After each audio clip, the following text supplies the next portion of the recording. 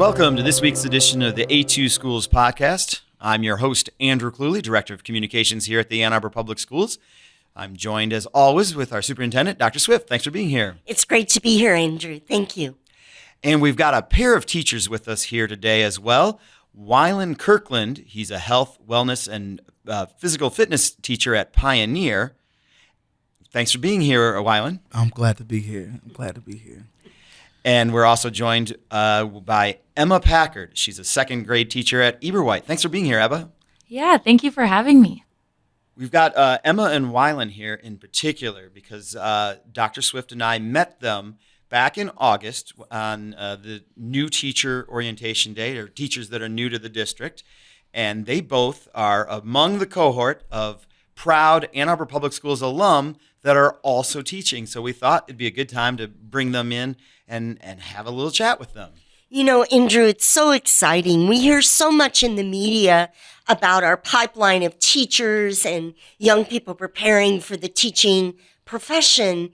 And I can't think of a more inspiring topic for our podcast than to have what I'm feeling like is the best pipeline of teachers in the world, Ann Arbor Public Schools, grads who've chosen to answer the call, to change the world by impacting the lives of students. So I'm so delighted to welcome Wylen and Emma today, and one at elementary and one at secondary. So we're covering all our bases today. That's right. I'm wondering maybe if you could first both just share a little bit about your background, what schools you went to in the Ann Arbor Public Schools, and that type of things. We'll start with you, Wylen. So I went to Ann Arbor Pioneer High School. I'm originally from Illinois, Danville, Illinois, and we relocated in Ann Arbor summer of '95, and that's when I enrolled in Ann Arbor Pioneer High School. And what do you remember about your experience as a student there? There's a lot to remember. Walking to the football field and signing up for football, meeting new people, and those people became friends to this day. Powerlifting, lunch, the school being so big, and not always staying in class. Those are some of the things that I remember. I remember homecoming, my senior year, getting the party started. I remember some of the high school ID pictures. Those are some of the things that I remember when I think about Ann Arbor Pioneer. And then what about you, Emma? What schools did you go to in Ann Arbor, and what do you remember from growing up here? So I started in Ann Arbor Public Schools at Baugh Elementary, and then I went to Slauson Middle School, and then I finished up at Ann Arbor Pioneer also. And what I remember, something that I especially remember from my middle and high school was I was always being taught by and seeing around my parents who also happened to be teachers in the Ann Arbor Public Schools. So always feeling really like I had a supportive cast of adults around me at school and people I could go to more often than not my parents, just because sometimes it's easier to go to a different adult. And then also I remember trips in the Chicago trip or Quebec trip at Slauson, and kind of making those memories outside of the actual school day, but those kind of experiences. And then at Ann Arbor Pioneer, I was super involved in athletics, and that really helped me kind of hone my leadership skills. But even since I had parents who were teachers in Ann Arbor Public Schools, I never thought I wanted to be a teacher until my junior and senior years at Pioneer. I got involved in the disability awareness, peer connections, and then Trailblazers programs, which got me involved working with students with disabilities and also an elementary school student. And that kind of flipped it for me and made me be like, oh, wait, education is something that I've always been around and that I am passionate about and that I actually would like to look at as a career, maybe. It's wonderful. Those programs, and Wylen, you were referencing also sports, athletic endeavors, those programs perpetuate because you get to be in contact with teachers and then you can feel the call also.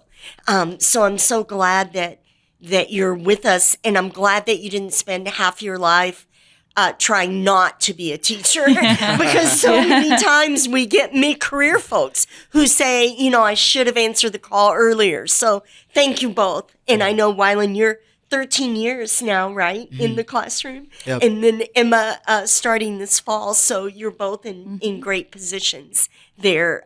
Thank you for answering the call to impact the lives of children. It's a very big deal. Yeah, what did make you decide to become a teacher? Did you have that thoughts in mind when you were in high school, or is that come a little bit later? So I think it came from being in high school.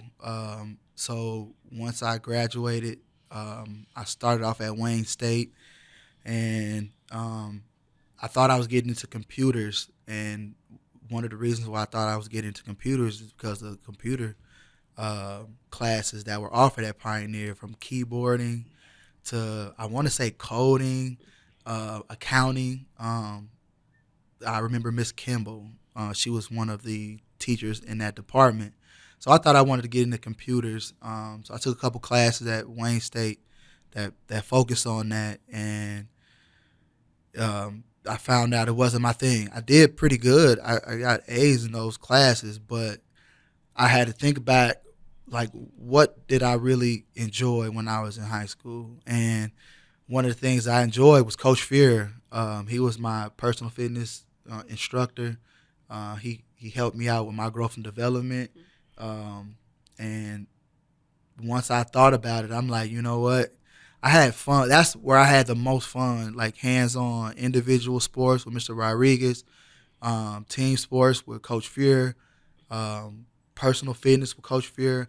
Like, those classes I wasn't missing. I know I alluded earlier, like I missed some classes here and there my freshman year, but like my phys ed classes I didn't miss. So I think it was maybe 4 semesters out of high school. I thought, like, you know what, I had the most fun, you know, when I was in the PE classroom.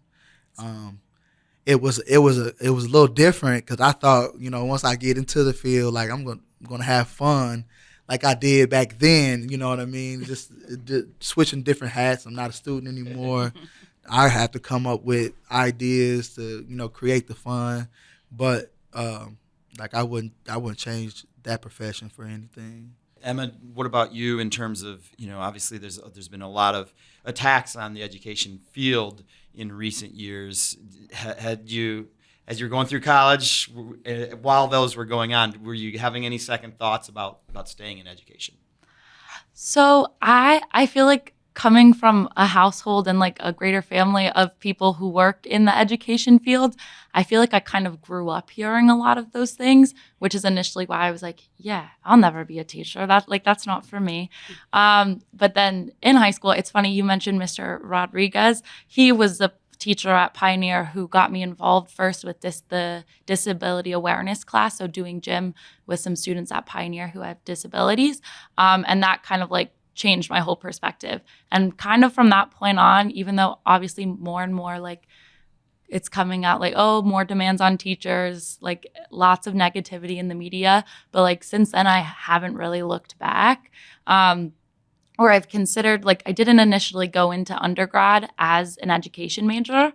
I was trying something else, but I kept coming back to, well, what I was really enjoying was my one class where we were working with elementary school students, or, oh, my one class that I am really liking, we're talking about education policy. So even as I was trying other things and almost trying to find something else that I would like to do besides teaching, because of how difficult of a profession it is, as I was doing that, I was just more and more realizing, like, nope, I want to be in the classroom. This is what I want to get my degree in. I want to be working with students in a school setting. So kind of like as more and more like there's more negativity in the media about teachers over the past few years, I feel like I've just been like, yep, but that's like what I want to do and that's what I'm going to do. So, yeah. You know what's so remarkable about both your stories, and thank you for sharing them today, but I hear this all the time with teachers, is teachers can point to a single teacher or 2 or 3 teachers who left that mark on them. And I bet you've already thought about a generation of teachers who will follow you and see the light and really follow that path because of the impact you made on them. So I hope that you're inspired by that. And I am. I'm inspired to see it in you. And I know that there are second graders in your classroom, Emma, and there are high school students in your classroom, Wylen, for whom you make all the difference every day. And they want to be you. And so isn't that what we're here for, you know? Definitely.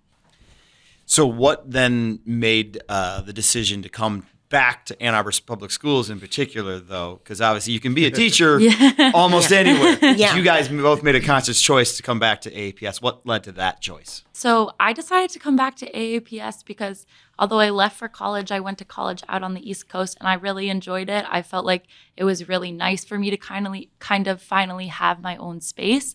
I did really want to come back and work in or around the community that I knew so many people in, or that I know, okay, this teacher was an amazing force in my life. I like even just being around that energy or knowing that teachers that I have, although they are starting to leave because I'm getting older, but knowing they're like right up the street and like when they see me, they get so excited, equally, if not more excited as I am when I see them. So just kind of like knowing that I would have that kind of community if I came back here was awesome. And also just like knowing that I was a kid who had really inspiring educators in AAPS and who really helped me out when I really needed it and supported me even when that was going above and beyond. So kind of knowing I had gotten that here and knowing that I have little cousins in this district, or I have other kids I know from like teaching them at camp, like being an adult like that for even like one of them was such a powerful incentive to come back. And what about you, Wylen? I know you taught in at least one other district for quite a few years. What led to your decision to come back to Ann Arbor? To be quite honest, when I graduated from Wayne State in 2007, my application was on file with Ann Arbor Schools from like 2008. Oh, wow. And my first interview was in 2018. So I had like 4 interviews up until they actually said yes. So like Ann Arbor Schools, it was always, you know, the things that I've experienced like in college, or the things before I went to college, the things that I was experiencing in high school, like I wanted to take those events and apply them to, you know, when I went to college, and then after leaving college, you know, coming back home. So it was always a dream of mine to be, you know, back where I'm at. And everything happens for a reason. Yes. Everything happens for a reason. And let's say I would have got into Foresight, like I would have been trying to get to Ann Arbor Pioneer. You know what I mean? If I would have got in, like I would have been trying to transfer to get to Ann Arbor Pioneer High School. So, you know, this was a check mark on my bucket list. I've always looked, you know, other places. Like you know, while I was waiting, like I was looking into, you know, the state of Georgia, you know what I mean? And, you know, I've been out in the Detroit area, and I actually, once I graduated from Wayne State, I did a year back in Central Illinois, Champaign-Urbana area, you know, the area that I'm from. But it was always, you know, trying to get back into Ann Arbor Public Schools some way, somehow. Like, you know, that's my story, and it's definitely a dream. It felt like Ann Arbor Public Schools is like Fort Knox at one point in time. I could not get in. Well, Wylen, I just want to share, we're so grateful for your perseverance and so delighted that you're here now with us. Thank you for hanging in there. Me too, yeah. So you're now about 4 months almost into your first year teaching here in Ann Arbor. We're almost to winter break. What are your thoughts on how the year's gone so far, and what are you looking forward to for the rest of the year? So I've been really happy about how the year is going. I have an awesome group of students and families, and who have been really supportive of me, knowing I'm a first-year teacher, offering a lot of support, but also very much entrusting me with their students, as any caregiver does.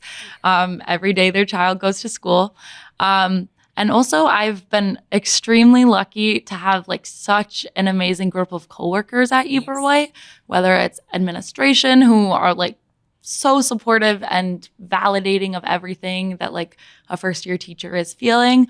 My mentor teacher is amazing.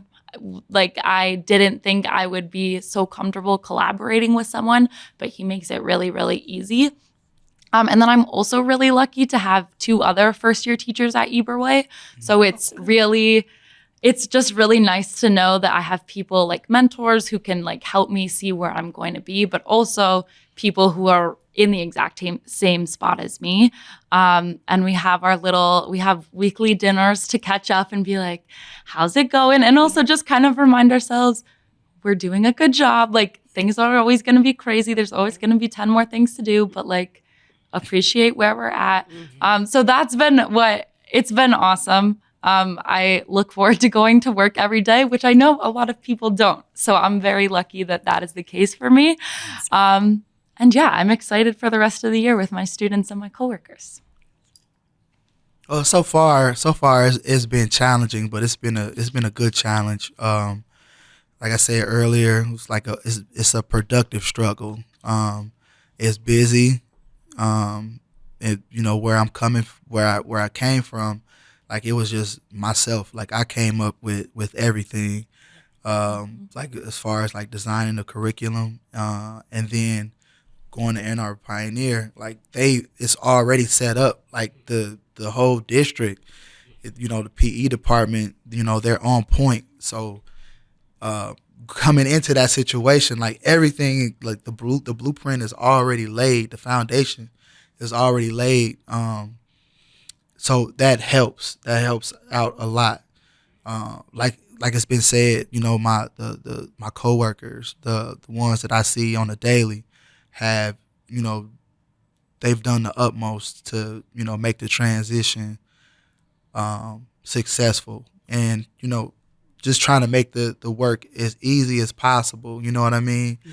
And I'm telling them I want to make sure I'm not like, the weakest link, and they're like, nah, you're not the weakest link. But I just want to make sure I'm carrying my weight, and I want to, get better at carrying my weight, because like I'm really in it for the long haul. I see walking 19 years down, getting up out of here. Yeah, that's great, you guys. I can tell you that your students are very fortunate to have you in their corner. And thank you for choosing the Ann Arbor Public Schools and for choosing our children. They deserve our best, and lives like yours and careers like yours inspire all of us about what matters most in our community, and that's making a difference, changing the world by impacting the lives of children positively. So thank you for that. And I know you don't always get that gratitude every day, but just know you are doing the very best work, and we're so grateful.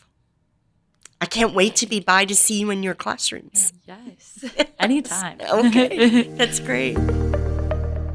We certainly have some good news in this whole segment today, but it's now time to talk about our good news segment on the AAPS Schools podcast. It's all good news today, Mr. Cluley. It is all good news, but I do want to make sure we get this shout out. The Actors Studio at Pathways is presenting a play this weekend on December 9th and 10th. And it's really exciting because this play is written by a pair of AAPS graduates, Shane Collins and Cameron Graham, as well as current Pathways students came together and wrote A Mind on the Tip of a Cloud. And it's going to be presented, as I said, Friday, December 9th at 7 o'clock, and Saturday, December 10th, also at 7 o'clock. Really excited to see, this the Actor Studio Pathways, they just really kind of got started about a year ago, a little over. Yeah. And so this is exciting to see that they're making this jump. I just can't wait. You know, Andrew, Quinn Strassel, who is there as their teacher, leader, director, whatever name we put with Quinn, there are many great adjectives that suit him. He's just really built this actor studio. It's about students lifting their voices, and this actor studio being a way for students to share their voices and share their perspective. So I can't wait to see this production. It's really the first one that Pathways has done in person, I believe. Last spring, it was a video production, right? Yeah. Last spring was a video production. So I believe this is their first in-person production. It'll be at Pathways High School. So that's a really exciting thing to see. It really is. I can't wait. And I'll be tweeting out from over there this weekend. So very good. Well, I just would really, really like to thank Wylen Kirkland and Emma Packard for joining us. Thank you, Emma. Yes, anytime. It was great to be here. And thank you, Wylen. I'm glad to be here. Thank you. And as always, thank you very much for joining us, Dr. Swift. Thank you, Andrew, and thanks, Emma and Wylen. We're just so happy to have had you with us today, and I hope you'll send along a little photo of your class or of you in your classroom. We'd love to feature your photos and tweet that out as well, so it's great fun. And thank you for listening to this week's edition of the A2 Schools podcast. As always, if you have any questions about the Ann Arbor Public Schools, the first place to look is our website, a2schools.org. If you have a specific idea for a topic that you'd like to have us discuss on the A2 Schools podcast, don't hesitate to email communications@a2schools.org. As always, thank you very much for listening to this week's edition.